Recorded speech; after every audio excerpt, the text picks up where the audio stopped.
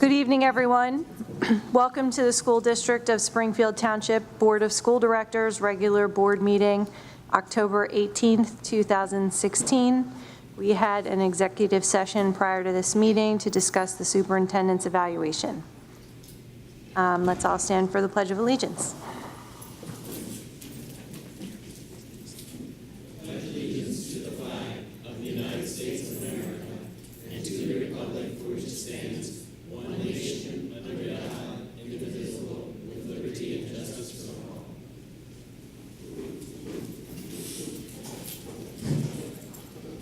Reading of the mission statement, Mr. Taylor. The mission of the School District of Springfield Township is to educate and develop all students as learners and citizens who are high-achieving, resilient, and responsible in a changing global community. Thank you. Roll call, Mr. King. Mr. Chapman. Here. Mr. Sales. Here. Mr. Lapidus. Here. Ms. Nelson. Mr. Ray. Here. Ms. Sarsfield. Here. Dr. Teratuski. Here. Mr. Taylor. Here. Mr. Pinsky. Here. Number 6, announcements. The board, at its discretion, may videotape all or any portion of public board meetings subject to the limitations set forth in Policy 006.2, broadcasting of meetings. Board meetings will be broadcast on Friday afternoon following the board meeting. Are there any public comments on agenda items? Approval of minutes. September 6th, 2016, interim meeting, board minutes C. September 20th, 2016, regular meeting, board minutes D. Is there a motion? Is there a second? Any questions or comments? Okay. Mr. King? Mr. Chapman. Aye. Mr. Salas. Aye. Mr. Lapidus. Aye. Mr. Ray. Aye. Ms. Sarsfield. Aye. Dr. Teratuski. Aye. Mr. Taylor. Aye. Mr. Pinsky. Aye. Approval of treasurer's report, treasurer's report B. Is there a motion? Is there a second? Any questions or comments? Mr. King? Mr. Chapman. Aye. Mr. Salas. Aye. Mr. Lapidus. Aye. Mr. Ray. Aye. Ms. Sarsfield. Aye. Dr. Teratuski. Aye. Mr. Taylor. Aye. Mr. Pinsky. Aye. Reports and information, student council report. I have listed Josie Anderson and Tommy Bornholt, but I don't think that you're, no.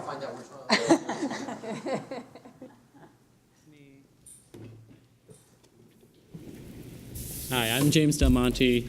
I'm here for Josie Anderson, who's my co-president with Student Council. She is at her soccer game that went long. And I'm Tommy Bornholt, Vice President of Student Council, co-Vice President. Okay. Once again, the activities fair was very successful. Many students opted to sign up for at least one or more clubs and extracurricular activities. A few successful ones include Ski Club, YAG, or Youth in Government, and Chorus. Chorus drew interest among the students with a karaoke booth, along with a performance from the Spartan Steppers. More recently, Springfield's Homecoming Week is here. Along with the annual tailgate and sporting events, Spirit Week started off yesterday. The schedule for this week started with Tie-Dye Day, with red, white, and blue following day. The next 3 days will be Springfield Blue and Steel Day, on Wednesday Hawaiian Day, and door decoration, each grade given a theme, like that door over there. That's Mr. Pizza. He goes a little extra. And finally, Color Day on Friday to go along with the pep rally. Seniors will be wearing black, juniors will be wearing red, sophomores will be wearing white, and freshmen will be wearing yellow. This works well with the pep rally because each team will be wearing a different color based on their grade. All of the people wearing Spirit wear every day will count for points along with winning the door decoration contest for each grade. The winning class will have their class honored on a banner in the gym, starting a new tradition. The tailgate will take place on Wednesday afternoon and go throughout the first game, which is the boys varsity soccer game. The tailgate will consist of various clubs and groups with tables, fundraising, and working to gain support for the groups. The tailgate will end after the first game finishes, and students will be able to move into and out of the game whenever they desire. The boys and girls JV teams will begin the festivities directly after school at 3:30. The boys varsity soccer team will follow starting at 4. Then the girls varsity team will play the homecoming game starting at 6:15. Both varsity teams will be playing in the stadium. This event will also be serving as the girls' senior night. The recognition will be before the game at 5:45, and the homecoming court will be brought out during halftime. During halftime, the homecoming king and queen will also be chosen.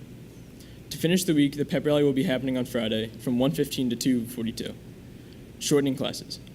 During the rally, we will be playing various games, including water bottle flipping and Hungry Hungry Hippos for points, which will be used for each class.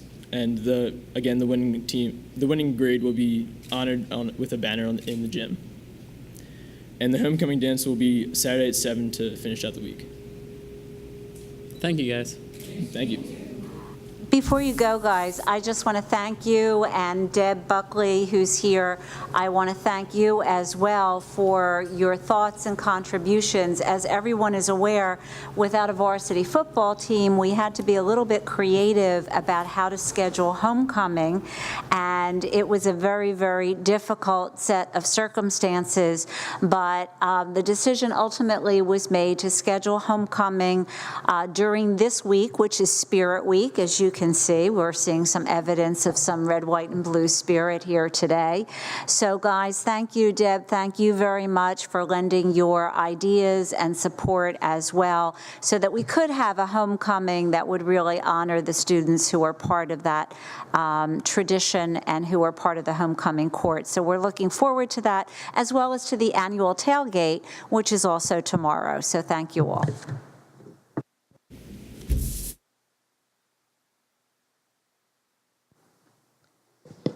Next, we have the district PTA report. Naeem Moore.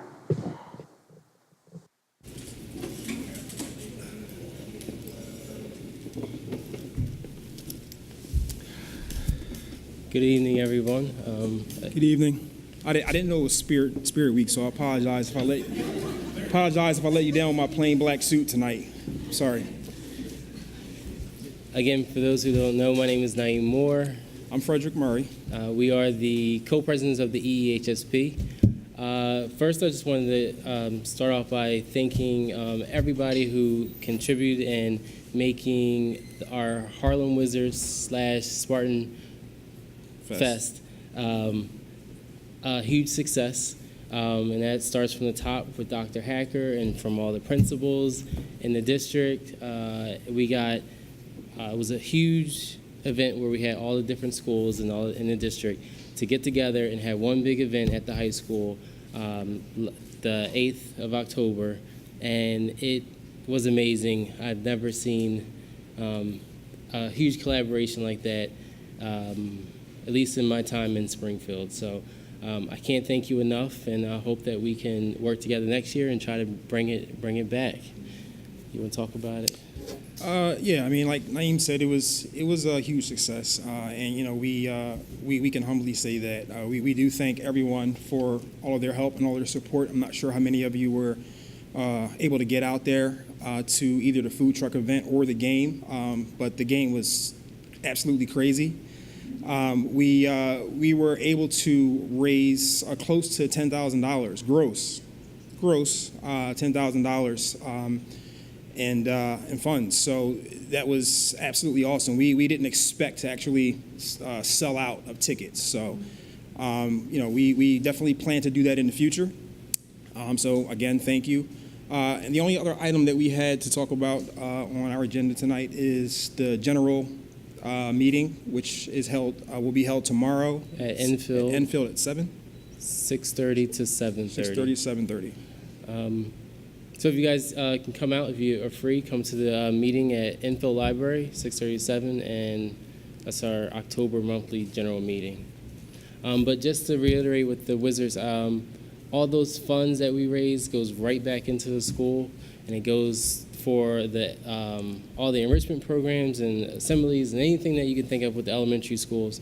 And to start the year off with a good budget is something that we haven't done in a while, so we're just excited that we get to do that, and we have more options for the kids this year. So again, thank you very much for helping us out. Thanks. That's it. Thanks. Thank you. Have a good one. Thank you.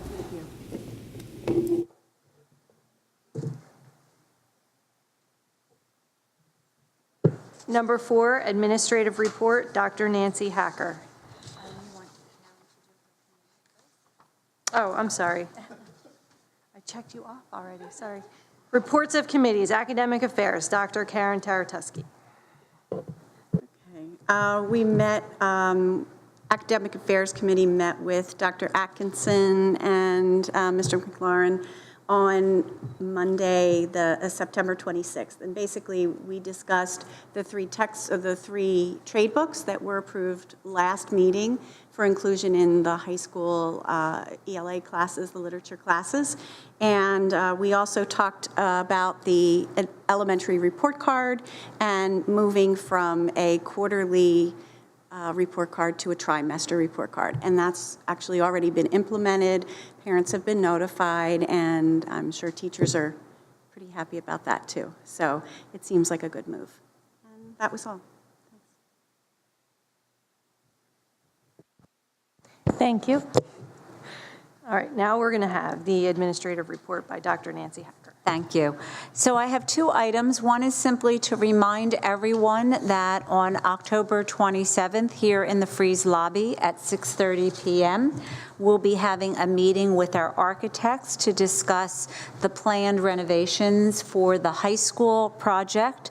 There are 2 phases in that project. The first deals mostly with upgrades and renovations in the high school football stadium. And then the second phase of the project, which includes construction of an auxiliary gym and retrofitting of the area where the locker rooms and toilet rooms are in that floor of the high school. So anyone who is interested in hearing more about that project or contributing any further ideas, including the changing of the entrance into the high school campus, please make sure you come out to the first of these meetings on October 27th. We welcome everyone and their input at that opportunity. 6:30. And secondly, I want to take this opportunity to recognize a member of our administrative team, Dr. Melanie McCarthy, who is here with us this evening. Melanie is going to be leaving Springfield Township in order to assume a principal's position in the Upper Darby School District.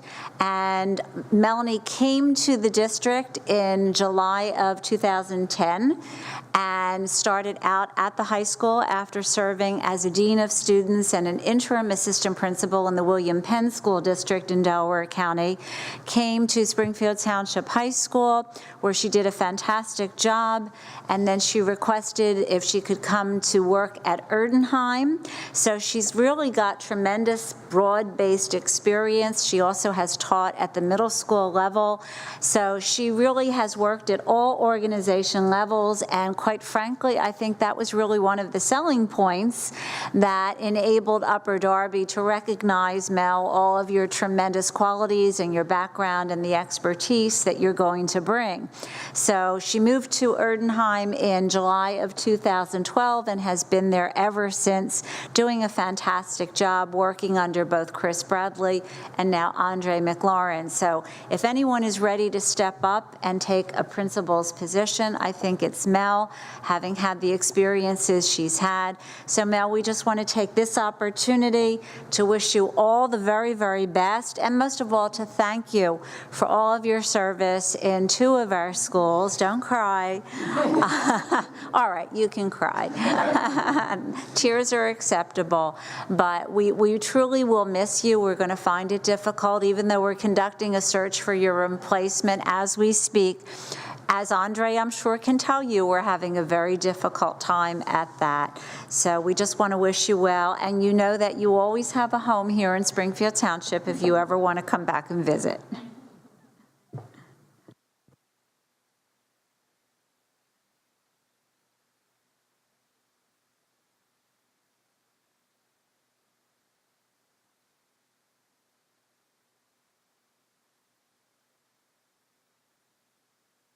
Some of you I've worked with in different capacities and others I have not, but I do want to thank the board for the continuous support of the administrative team. I feel like it was about a month ago that I was in this room and met with a different board in my appointment as the high school assistant principal, and I cannot even imagine that almost 7 years have gone by since that time. So I think that's a testament to the district and to the community about how I really have enjoyed every second, to the point where it's bittersweet, me leaving. But I've loved every minute of it. I'm sorry, I'm getting emotional. But I've loved every minute of it. And I thank you all for your support. It's a great community. I absolutely love it here. And I just thank you from the bottom of my heart for all of your support. And I'm sorry that I'm crying. I get emotional. But I can't look back and think of anything that I would have done differently or anything that, I'm saying I'm glad to be leaving that. I'm really not. It's just been an absolute phenomenal experience, and I hope our paths will cross again. But thank you very, very much. I've loved every minute of it, so thank you. And I'm sorry. Good luck to you. Thank you.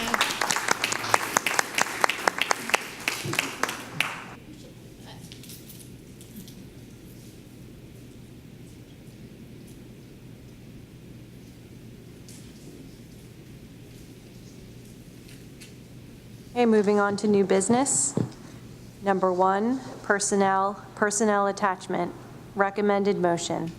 The Board of School Directors approves the following personnel as presented in the attachment: professional personnel, support personnel, temporary personnel, extra pay for extra responsibilities, conference workshop attendance. Is there a motion? Motion. Is there a second? Any questions or comments? Just a brief one, please.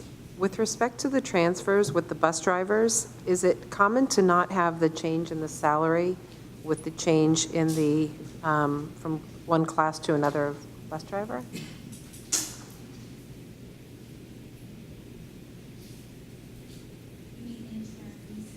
So under transfers, there are 3 bus drivers that are being switched to different classes. Would we typically see the corresponding salaries for those classes? No change in salary. Okay, thank you.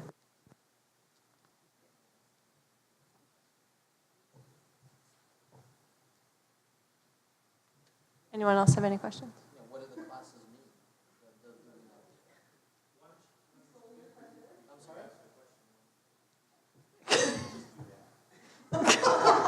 I missed that whole thing. Put your speaker on first. But it's because his speaker wasn't on that you couldn't hear him. I have a question. By the support staff agreement, it's their change in number of hours that they work per day, which then drives their number of sick days they're given, their number of personal days they're given, how much money towards benefits they're given. It doesn't change their rate of pay, but it's just their level of benefits that they're offered by the district.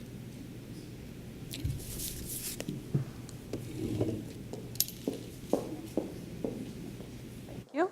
Anyone else? All right, I think we're good. Good? Okay. Mr. King?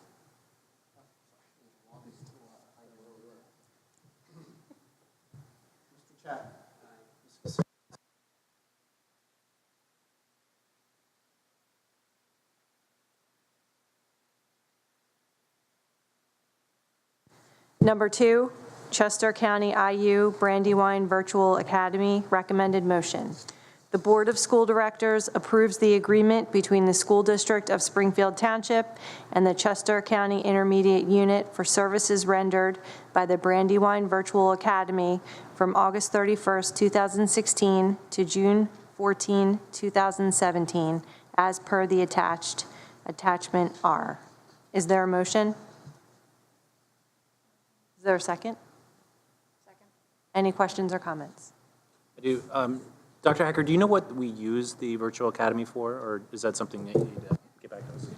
So this particular, we have two that we have contractual arrangements with. One is virtual high school, which we use at the high school to provide enrichment courses for students. So for example, if a student wanted to take Mandarin Chinese and we didn't offer it, they can do it online. We actually schedule it into the day. We actually have a faculty member who oversees and monitors all of that. This particular contractual agreement is for one particular student who has a very unusual circumstance. He is a professional athlete and as such practices and also goes to tournaments during the day and therefore can't attend regular high school. So he needs to attend online school. Since we don't have an online school in the district, we have to contract out with another agent to provide that for him. But he is eligible to earn all of the course credits through this accredited virtual school and as well can qualify for a diploma at the end of his 4 years. Can I ask a question? Is this, you probably can't answer this question, but I'll ask another one. Why wouldn't the student then enroll in another cyber school, cyber charter school, something like the Commonwealth or something like that? They could have, Yeah. but this is just another type of program that is offered, and I'm very, very familiar with BVA. It's Right. one of the most top quality online programs out there. So the parent may not prefer to enroll in a charter school because if they do that, Right. the student cannot qualify for a diploma from our high school. So the parent wanted the student to still be considered a part of our high school, which the student is, even though this agreement allows them to take the courseware through this. It's like having an outside vendor that provides this courseware. So we're paying for this? Yes. then? So if we're already, so I'm actually a little confused then, because if the student, we already offer an education here, why are we then providing at cost to us another option for this student? It's accommodating the not- student's need for an education because the student, there's no way the student can attend our school during the daytime. But there are other options for the student to get Well, an education. cyber charter, we would have to pay for as well. And maybe more. Right, absolutely, significantly more than the cost would be for this. Okay, Yeah. okay. This is an option.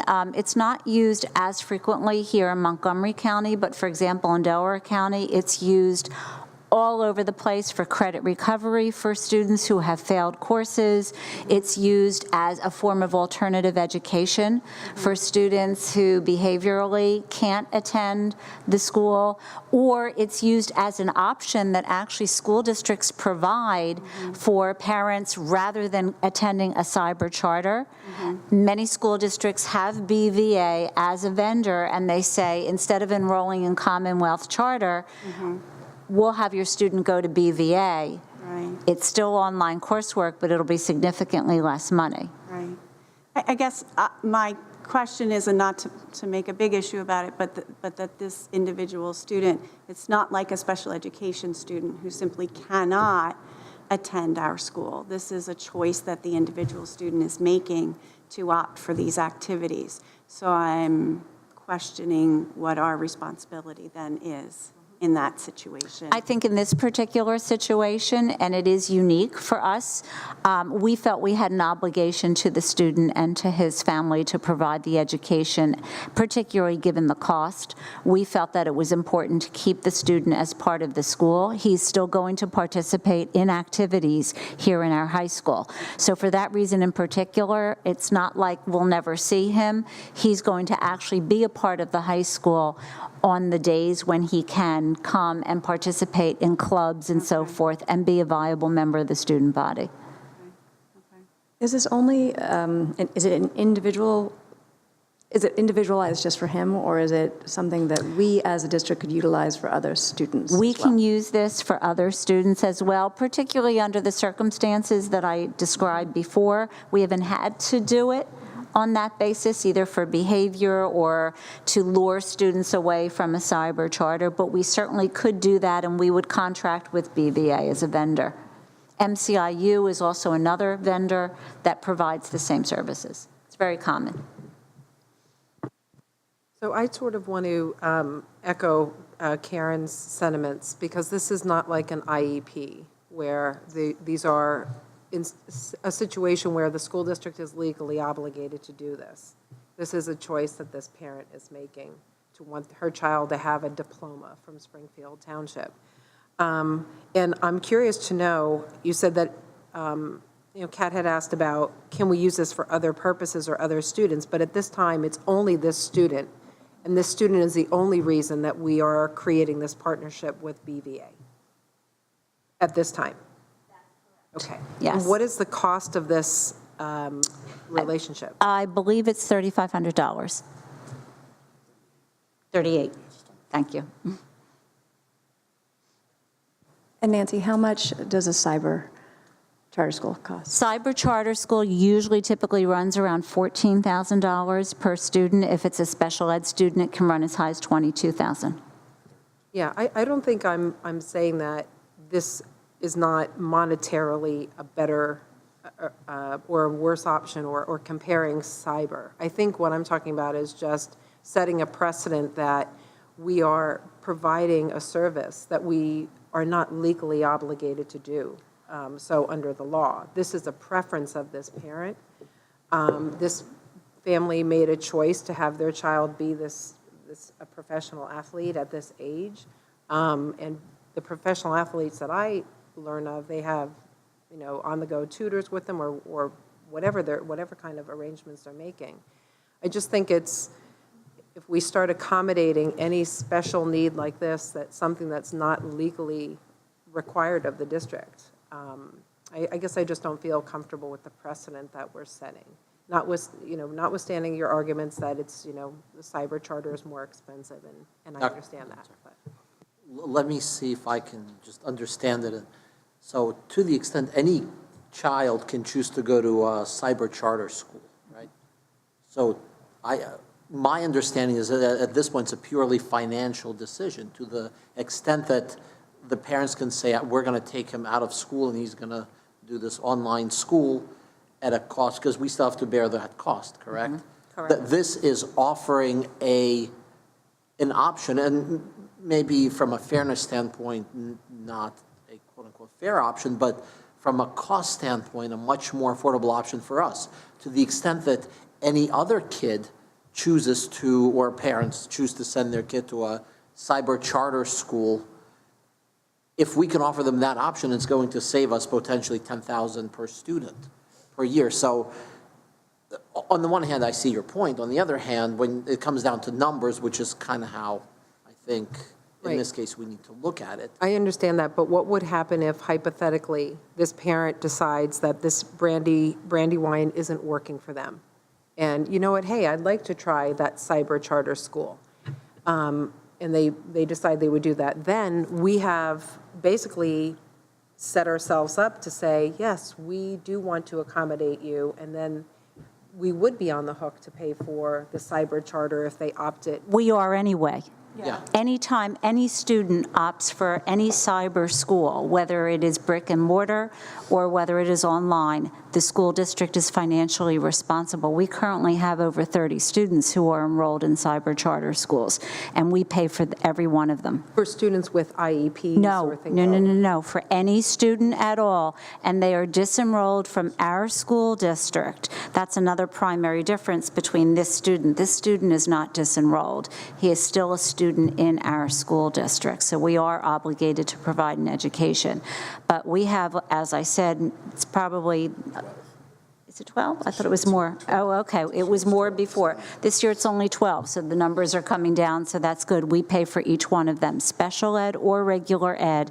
That is an obligation in the Commonwealth of Pennsylvania. I think the board members are raising an issue which is a oft-debated issue now in education. Part of the reason that charter schools were introduced into the educational environment was to create a competitive environment where districts may be forced to compete with a local charter school to keep the students in-house because it may actually save them money or, under the circumstances. So many districts, for example, aren't legally required to, for example, do full-day kindergarten, but many districts have elected to do full-day kindergarten to compete with charter schools that offer full-day kindergarten as an option, which a resident parent can opt for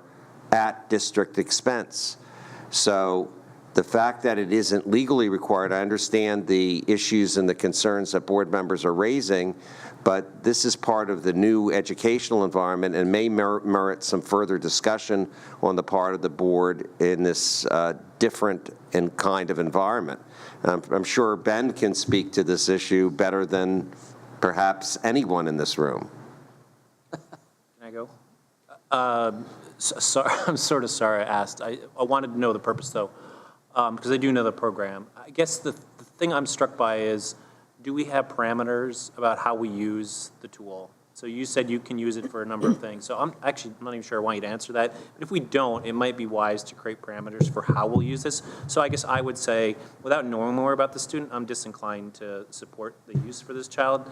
But I am going to support it because of the cost ramifications, and I like the competitive piece. But I really like to be thinking about why we're doing that and choosing. And I have no idea why a kid who's in high school is a professional athlete, whatever that means. I don't understand that. But in terms of just competitiveness and cost, I would say I'm going to vote for it. But it would be nice to have some parameters about how we execute this, because the slippery slope is, what if everybody decided they wanted to do this, right? Everybody in this district came to you and said, I want to do that. Now, how are you going to manage that, right? You have to have a competitive product, and I think we just have to watch that. So that's what's on my mind, is we think about how to use these tools, which I think are great in some cases, but in some cases they're not. Can I ask, did this family come and request charter school first, and then we offered this, or did No, the family came to us and said, here's our dilemma. What options can we talk about in order to accommodate our son without having to withdraw him from the school district that we love so much, and in which he still would like to participate? So that was how they framed it.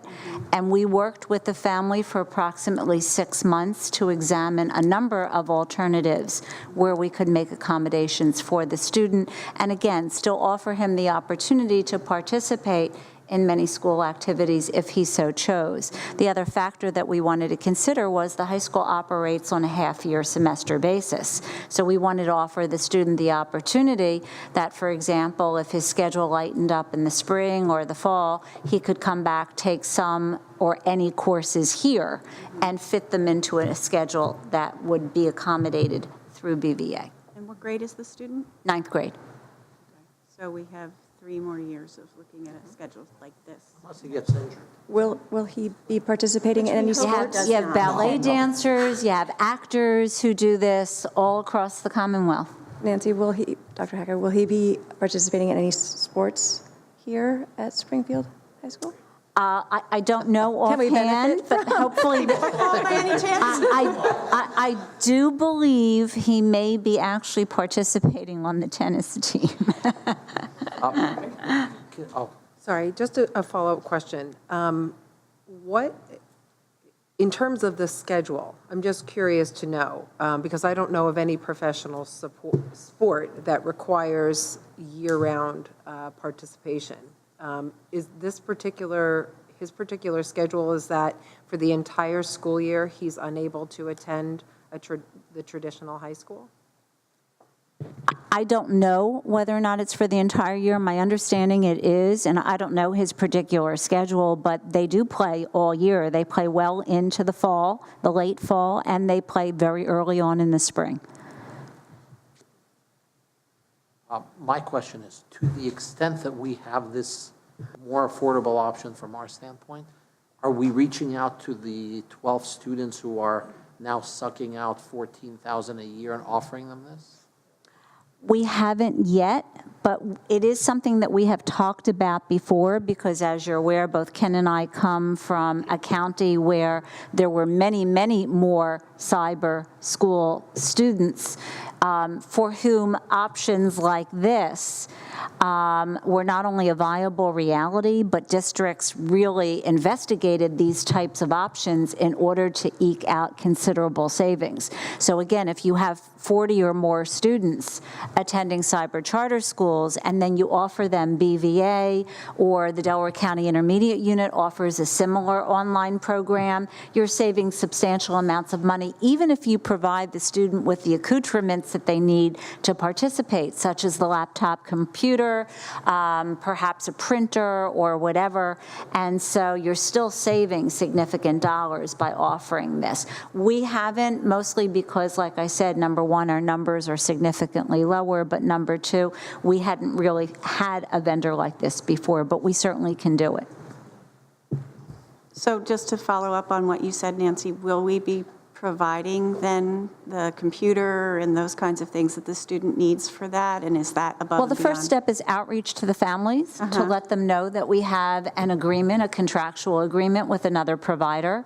And then it's part of the work that is done by the Chester County IU, which is where the BVA is housed, to provide marketing and advertising about their program so that the family can assess what would be offered. And then if the family made the decision to go ahead and choose BVA, for example, and that's just one provider, then yes, then what we would do is we would provide whatever is needed so that the student can access the courses and do the work. Is there not an option for this student to get the same kind of service through virtual high school, which is where we already have our That's not, content? no, we don't, that's not an option. He can't take the same number of courses through virtual high school. Okay. All right. Thank you.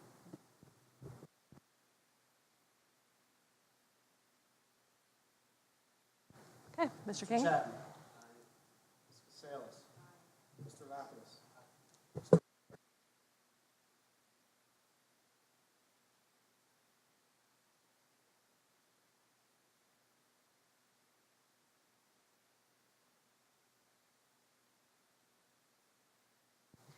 Are there any public comments on non-agenda items?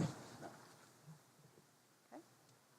Future meeting dates. Interim board meeting, Tuesday, November 1st, 2016, 7 p.m., Freeze Memorial Lobby. School board meeting, Tuesday, November 15th, 2016, 7 p.m., Freeze Memorial Lobby. Board committee meetings, there will be a property committee meeting on Monday, October 24th, 2016 at 8:15 a.m. in the administration building, and there will be a finance committee meeting on Tuesday, October 25th at 5:30 p.m. in the administrative building. And that is it. Thank you, everyone, and have a good night. Motion to adjourn. Picture, right?